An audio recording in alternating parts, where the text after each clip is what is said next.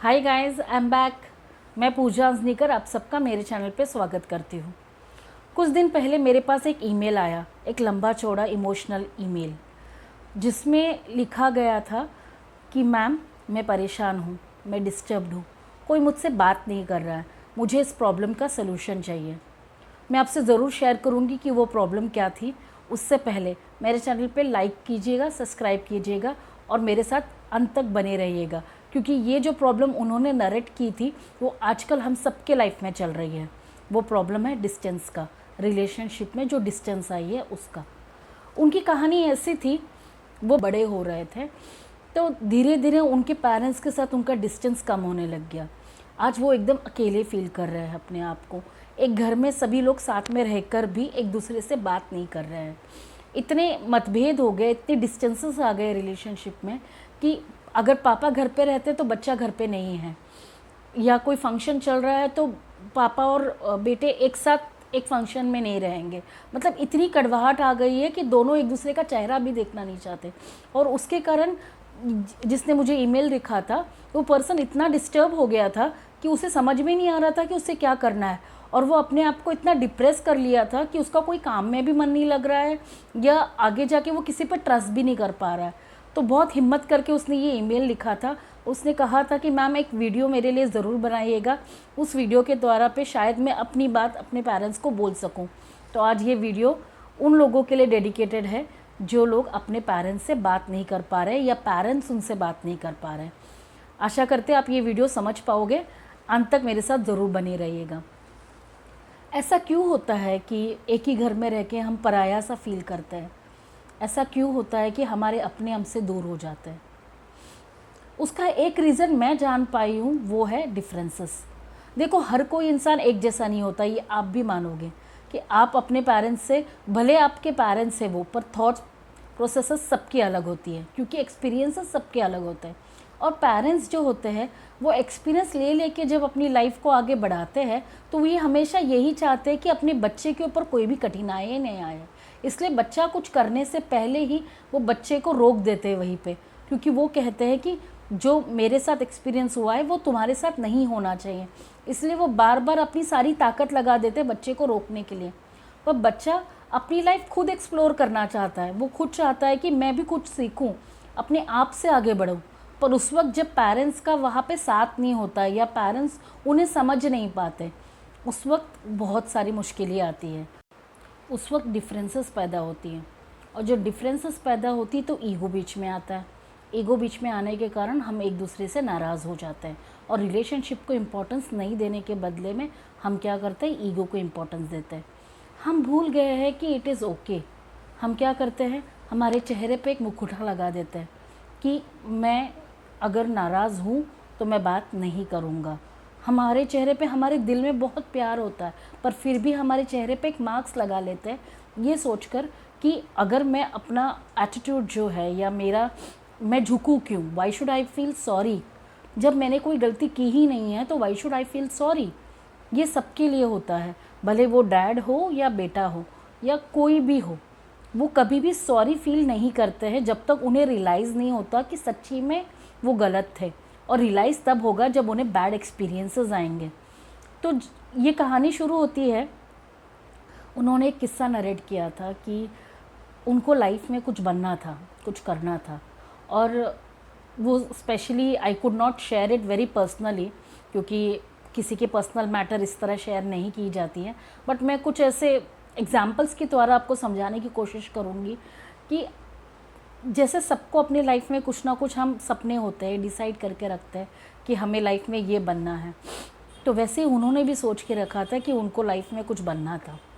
But example देती हूँ कि उनको अगर साइंस में जाना था तो उनके पापा को ये था कि नहीं, मेरा बेटा साइंस में नहीं जाएगा, अगर मैं अकाउंट्स कर रहा हूँ तो मेरा बेटा भी फ्यूचर में जाके अकाउंट्स करेगा, क्योंकि ये सेफ़र है, मैं उसमें रुचि रखता हूँ, मैं उसको समझ पा रहा हूँ और शायद से मैं मेरे बच्चे का अच्छा गाइड बन पाऊँगा। तो इसीलिए बच्चे को अकाउंटेंसी में डाल दिया, और उसको साइंस में इंटरेस्ट था तो उसको साइंस में जाने नहीं दिया। तो क्लैशेस वहाँ से आने शुरू हुई, जहाँ पे बच्चे की जो मत थी या बच्चे के जो विचार थे वो सुने ही नहीं गए। तो वहीं से उसको ऐसा लगने लगा कि मेरी बात तो कोई सुनता ही नहीं है।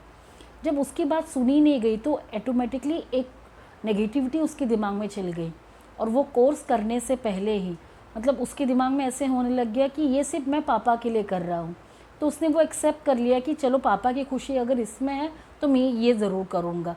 तो उसने सेक्रीफाइस किया वहाँ पर, और पापा को खुश करने के लिए उसने अकाउंटेंसी का कोर्स किया। अब जब वो जॉब करने लगा है तो उसको बनना था कुछ और, पर बन गया पापा के कहने पर अकाउंट। जब अकाउंटेंट बन गया तो उसको ऐसा लगने लगा कि जो ज़िंदगी पापा ने जी है वो सेम ज़िंदगी मैं जी रहा हूँ। तो उसके लिए वो खुश नहीं था। जब हम खुश नहीं रहते तो हमारा इमोशनल टैंक जो होता है वो एम्प्टी हो जाता है, और वो यही फील कर रहा था कि वो एम्प्टी हो गया है अभी। बहुत सारी जगह पे आपने ये देखा होगा कि बच्चे के करियर के लिए पेरेंट्स ही डिसीजन लेते हैं, और पहले के वक्त तो ऐसा था कि पेरेंट्स ही सब कुछ बच्चों के लिए करते थे। मतलब बच्चों का खुद का कभी विचार नहीं होता था उसमें।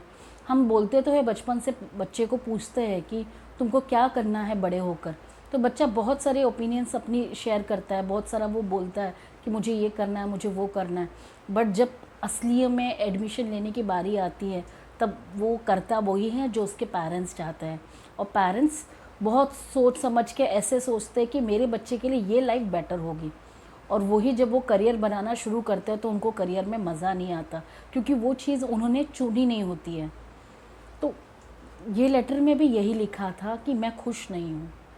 तो ये एक उनका प्रॉब्लम था। इसका सलूशन मैं ये बोल सकती हूँ कि पेरेंट्स जब भी आप कोई करियर चॉइसेस लेते हो तो बच्चे की एप्टीट्यूड लेना बहुत ज़रूरी है, बच्चे को पूछना भी बहुत ज़रूरी है, और बच्चे की स्किल के ऊपर देखना भी बहुत ज़रूरी है कि उसकी स्किल्स किस में है, उसको पसंद क्या है, वो किस में ज़्यादा सूट करेगा, उसकी खुशियाँ किस में हैं। देखो करियर एक चीज़ होती है ना कि लोग ऐसे बोलते हैं कि भाई यही डिग्री करनी चाहिए। आजकल के जो लाइफ स्पैन में ऐसा है कि डिग्री की इम्पोर्टेंस बहुत कम हो गई है और स्किल्स की इम्पोर्टेंस बहुत ज़्यादा हो गई है। अगर आपका बच्चा स्किल्ड है, अगर आपका बच्चा टैलेंटेड है, नॉलेजेबल है, तो वो कहीं पर भी टिक सकता है। तो जब भी करियर चॉइसेस की बात आती है तो आप वहाँ पर बच्चे का भी मत ज़रूर लीजिएगा। ऐसा ना हो कि आज आपने कोई डिसीजन लिया है उसके कारण कल उसकी लाइफ में नाराज़गी रहे और वो बार बार आपको कोसता रहे कि मेरे पेरेंट्स की खातिर मैं ये बना हूँ आज। ऐसे नहीं होना चाहिए। तो आप ये सबक ले सकते हैं कि जब भी पेरेंट्स कोई करियर डिसाइड करे बच्चे के लिए तो वो म्यूचुअल होना चाहिए, जहाँ पे बच्चा भी खुश होना चाहिए और पेरेंट्स भी खुश होने चाहिए। मैं जानती हूँ म्यूचुअल में आना बहुत डिफ़िकल्ट है, पर जो बच्चे हैं वो अपना जो अगर करियर चॉइस कर रहे हैं तो उसके प्रोज़ एंड कॉर्नर्स अच्छे से पढ़ लीजिए। कॉन्स जो होते हैं वो गौर से समझ लीजिएगा कि क्या आपके लाइफ में आप वो कर पाओगे। अगर आप कॉन्फिडेंट हो और आपको पता है कि आप ये करियर ले सकते हो और आपको वो पसंद हो, बिना कन्फ्यूजन आप अच्छे से डिसीजन ले रहे हो, तो वो आप अपने पेरेंट्स को उस तरह समझाइए। It's like an presentation. अपनी बात मनवाने के लिए आपको पेरेंट को इस तरह प्रेजेंटेशन करना पड़ेगा जहाँ पे वो ना बोलने की गुंजाइश ही ना रहे, उन्हें भी समझ में आए कि बच्चा सच्ची में सच बोल रहा है। तो शायद से आप जिन्होंने ये लिखा था, मैंने उनको ये बोला है, शायद से उन्होंने कोशिश इतनी नहीं की होगी कि वो पापा को अपने कन्विंस कर पाए। जब हम अपने पेरेंट्स को कन्विंस नहीं कर पाते हैं तो हम अपने आप को कोसते रहते हैं, अपने आप से नाराज़ होते हैं, और साथ में ही अपने पेरेंट्स से साथ भी हम नाराज़ होते हैं। हम बार बार ये अपने आप को समझाते रहते हैं या अपने आप पे गुस्सा निकालते हैं कि मेरे पेरेंट्स हमेशा मेरे साथ ऐसा क्यों करते हैं, वो मेरी बातें सुनते क्यों नहीं हैं। और पहली बात तो इसमें ऐसा हो गया कि आपने एक तो पेरेंट्स को कन्विंस नहीं किया है सही तरीके से, और अगर अपने कन्विंस करने के बाद भी आपके पेरेंट्स माने नहीं हैं तो वहाँ पर शायद से ऐसे हो सकता है कि आपके पेरेंट्स बहुत रिजिड हो और आपके पेरेंट्स को ये लग रहा है कि जो वो डिसीजन ले रहे हैं वो सही है। तो इसके कारण दोनों में जो क्लैशेस हो गए हैं, तो किसी एक को सैक्रिफाइस करना था वो आपने कर दिया। आगे बढ़ते हैं। उनके ईमेल में एक और पॉइंट था जहाँ पे वो नरेट ये कर रहे थे कि आज जो लाइफ वो जी रहे हैं उस लाइफ में उनको मज़ा नहीं आ रही है। देखो एकदम नॉर्मल सी बात है कि अगर जिस करियर आपने चुना हुआ है वो आपके ऊपर, आप ऐसे बोलते हो कि आपके ऊपर लादा गया है, अगर वो करियर आपके ऊपर लादा गया है तो ऑटोमेटिकली ही आप अपने जॉब में खुश नहीं रहेंगे और आपको कुछ और करने को मन करेगा, और इतना कुछ करने का मन कर रहा है तो आप पेरेंट्स को कन्विंस नहीं कर पा रहे हो। कन्विंस नहीं करने के कारण नेगेटिविटी बहुत ज़्यादा बढ़ गई है। तो यही आपके साथ हो रहा है। उसके मैं टिप्स आपको बताऊंगी कि आपको आगे अभी आने वाले टाइम में अभी आपको क्या करना है। चलो हो गया, आपने चॉइसेस रॉन्ग ले ली है, अपने पापा के कहने पे आगे बढ़ गए हो, अभी क्या, अभी रिलेशनशिप को और स्ट्रॉन्ग करना है।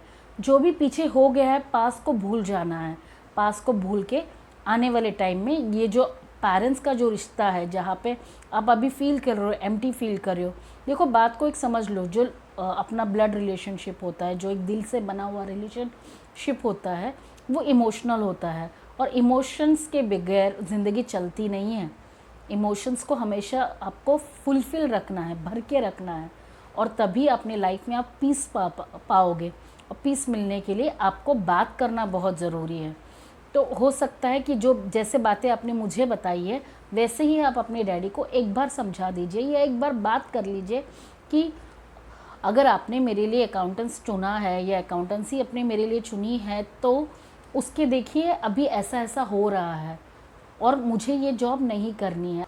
तो आपको अगर पेरेंट्स को ये बताओगे कि आप हैप्पी नहीं हो, तो कौन सा भी पेरेंट हो ना, अपना बच्चा अगर हैप्पी नहीं है ना तो वो कभी भी उसको कंपलसरी नहीं करेंगे, कोई भी पेरेंट हो। तो आपको बात करनी बहुत ज़रूरी है। अगर आज अपने पेरेंट्स के साथ अगर आप बात नहीं करोगे तो आपकी प्रॉब्लम कभी भी सॉल्व नहीं होगी। तो बात करना बहुत ज़रूरी है। और इसके ऊपर सोल्यूशन मैं ये दे सकती हूँ कि अपने आपके पापा के कहने पर अपने अकाउंटेंसी की है, ओके ठीक है, पर आपका पैशन या आपको पसंद था वो म्यूज़िक इंडस्ट्री थी, तो इट इज़ लाइक पैरेलली आप उसको कर सकते हो। अपने पापा की खुशी के लिए, अपने जॉब अर्निंग के लिए अपने अकाउंटेंसी की है, पर आपके पैशन के लिए आप म्यूज़िक सीख सकते हो। उस वक्त शायद आपके पापा को ऐसा लगा होगा कि म्यूज़िक में अर्निंग नहीं है, या वो आपको स्ट्रगल करते हुए नहीं देखना चाहते थे, तो उनको ऐसा लगा कि जिसमें मैं कमा रहा हूँ वैसे ही अगर वो मेरा बेटा करेगा तो वो भी अच्छे से कमा पाएगा, तो दोनों मिलके जॉब अच्छे से करेंगे तो घर अच्छे से चलेगा। ये सोचकर आपको उन्होंने वो करियर सजेस्ट किया होता। बट आपको अगर म्यूज़िक इंडस्ट्री में जाना है तो आप करंट जॉब करते हुए भी म्यूज़िक कर सकते हो।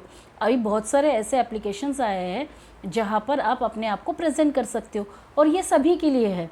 अगर आप ऐसे अपने आप को कन्विंस कर सको कि अपने पेरेंट्स ने अगर कोई और आपको करियर चॉइस दिया है और आप अभी इसी एज पे हो कि यहाँ पे अपने जॉब के साथ आप खुश नहीं हो और आपको कोई चीज़ करनी चाहिए। मैंने बहुत सारे आईटी लोगों को देखा हुआ है, तो उन्होंने एक लंबे समय तक आईटी का जॉब किया है और उसके बाद वो फ्रस्ट्रेशन में आके आईटी छोड़ देते हैं और वो बिज़नेस करना शुरू कर देते हैं, जहाँ पे उनको ऐसा लगता है कि उनको जो पसंद है वो करते हैं।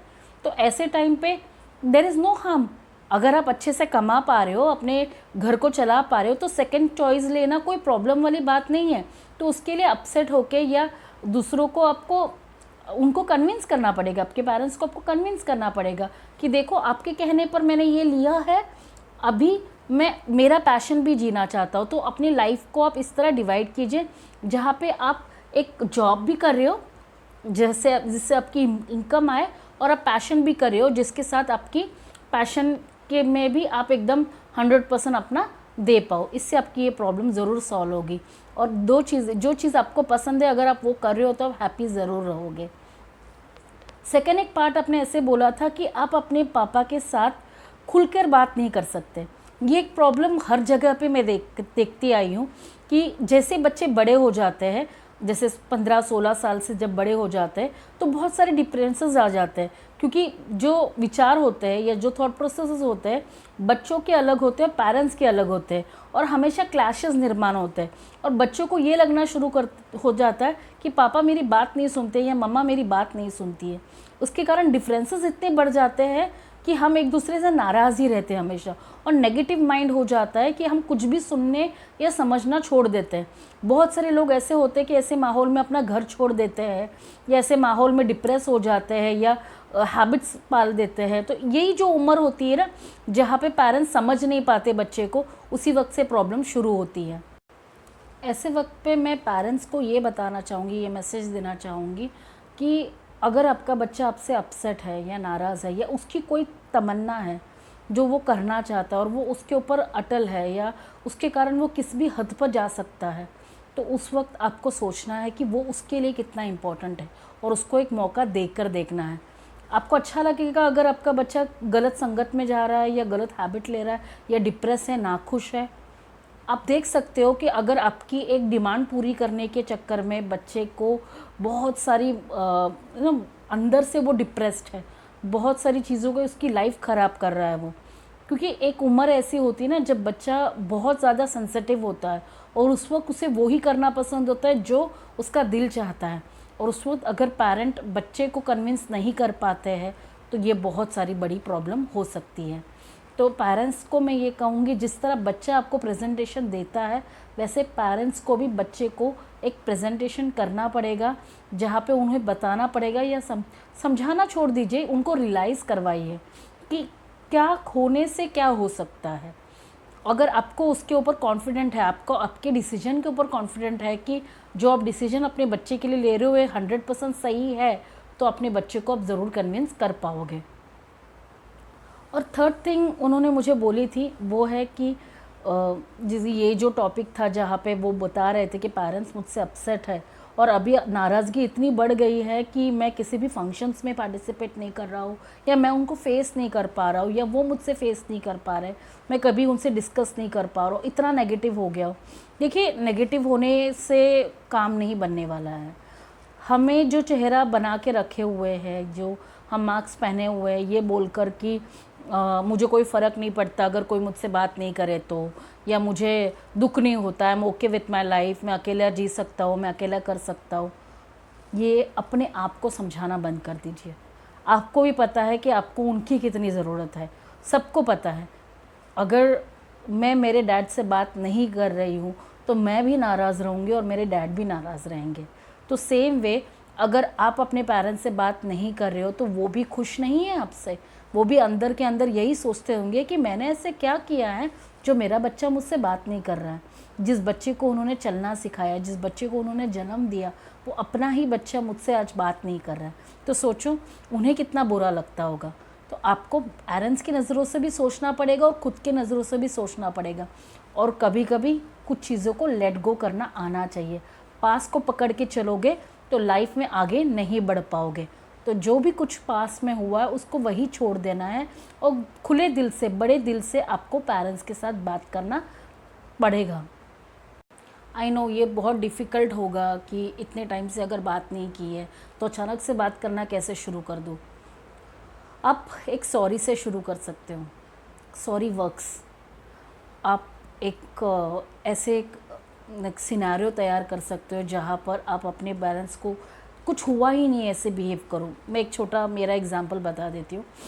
मैं और मेरे डैड के बीच में ना हमेशा ओपिनियंस का डिफरेंसेस बहुत होता है, बट हम क्या करते हैं, लाइक हम दोनों बहुत डिफरेंट है, पर फिर भी हम क्या करते हैं, अगर कोई चीज़ का डिसीजन लेना हुआ ना तो उस वक्त हम सारे डिफरेंसेस भूल जाते हैं और जो मुद्दे की बात है उसके ऊपर बात करते हैं और डिस्कस करते हैं।